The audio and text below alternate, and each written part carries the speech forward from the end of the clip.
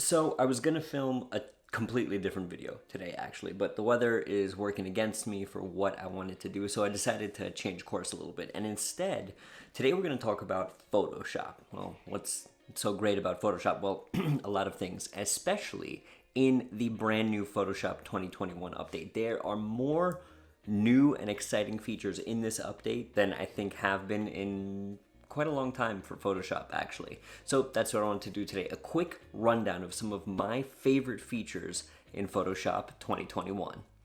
Let's talk about it.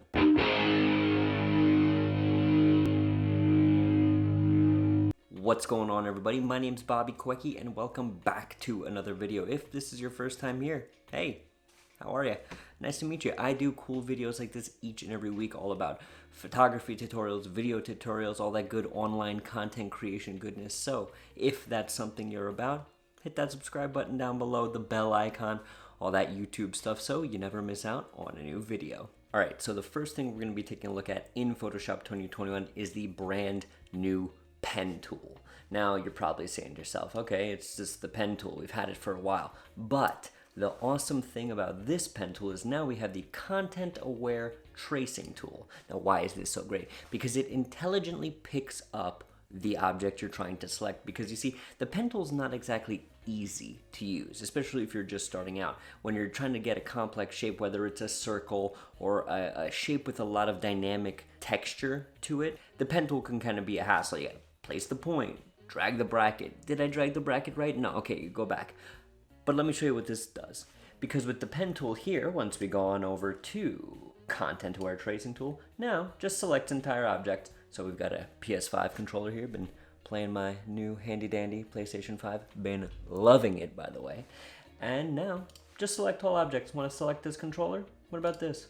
What if I want to select something like this, like the analog stick? There you go, bam. What about something super complex, like the PlayStation logo itself? Bam, there you go, easy as that. You just drag, and there, you're selected. You can deselect as always, Command Z, and it just really makes getting around with the pen tool infinitely easier. I am a huge fan of the new pen tool. So that's gonna be the first new feature. Now, the second awesome feature we're going to be taking a look at is going to be sky replacement. Now, this is something that's been done before. I've actually talked about it here on the channel. You can see the video here. But that was with a completely different program. That was in Luminar 4, and yes, it has a plugin with Photoshop, but as Adobe tends to do, they just decided to say, hey, not a plugin, we're doing this ourselves. So here we have a photo I took this past week, and all you're gonna wanna do is you're gonna wanna go over to edit, sky replacement, simple as that. Wait for it to pop up, rainbow wheel, and suddenly you are greeted with a whole bevy of different skies. And you know what? Works and looks just as good as Luminar, in my opinion. I mean, look at that. Look at that. Yes, it is not perfect, but guess what? You can fade the edges, you can shift the edges, you can change the temperature, and maybe I want something a little bit more natural to what the scene is. I can choose this, regular sky. Let's see here, some regular old blue clouds. Seems to match with the scene a little bit better. Just go through them. The cool thing is you can also import skies yourself. So I know there's a whole bunch of people who actually sell sky preset packs, like preset photos of skies. You do that, and it's just perfect, ready to go.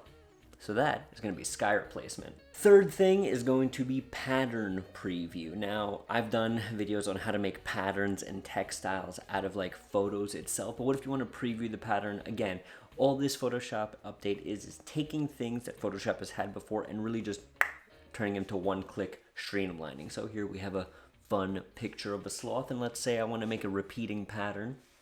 Well, all I gotta do is go to View, Pattern Preview, hit OK, cool, and there you go.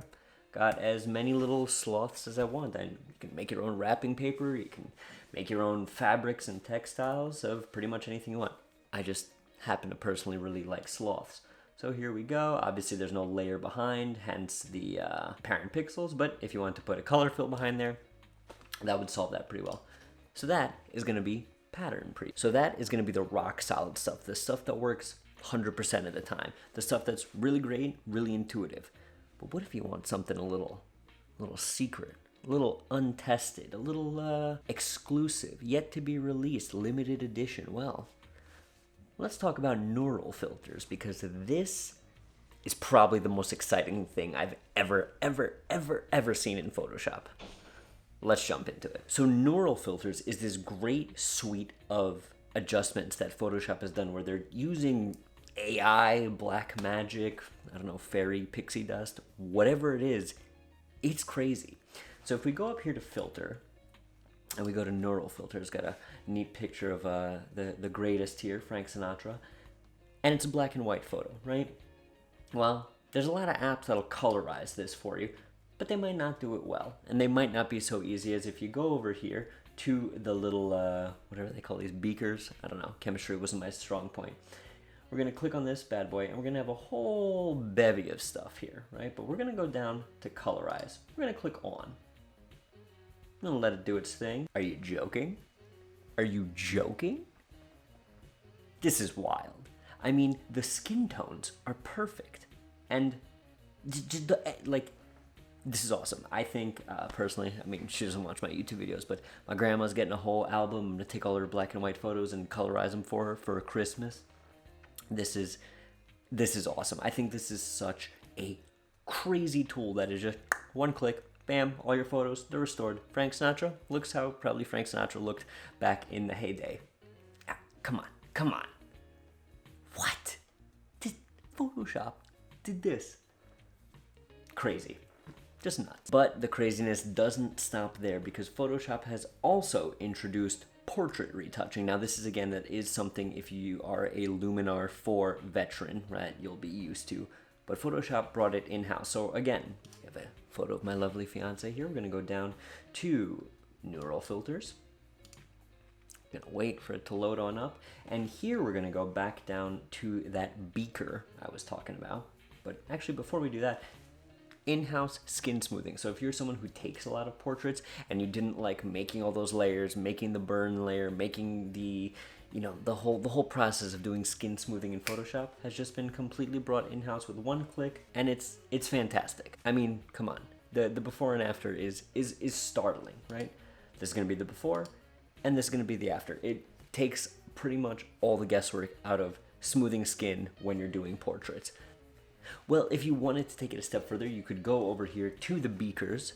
You can hit Smart Portrait, and this is where the beta tag on all these new Photoshop features really matters. I don't even think it's really worth showing. It's cool, but it only works some of the time. But what is cool about it is the potential, because with Smart Portraits you can change the expression, you can change where the light is coming from, you can change the head direction. Now again, all done before, but it was either A, with other apps, or B, if you wanted to do any of this in Photoshop, it was a lot more cumbersome and probably a lot more steps than just 1 or 2 clicks. Now, all of it's super easy and at your fingertips. So there you go. These are my favorite new features of Photoshop 2021, but I want to hear from you folks at home. You guys use Photoshop 2021? What do you think about the pen tool? Is Smart Portrait something you're into? Whatever it is, let me know down below. And until next time, we'll talk again real soon.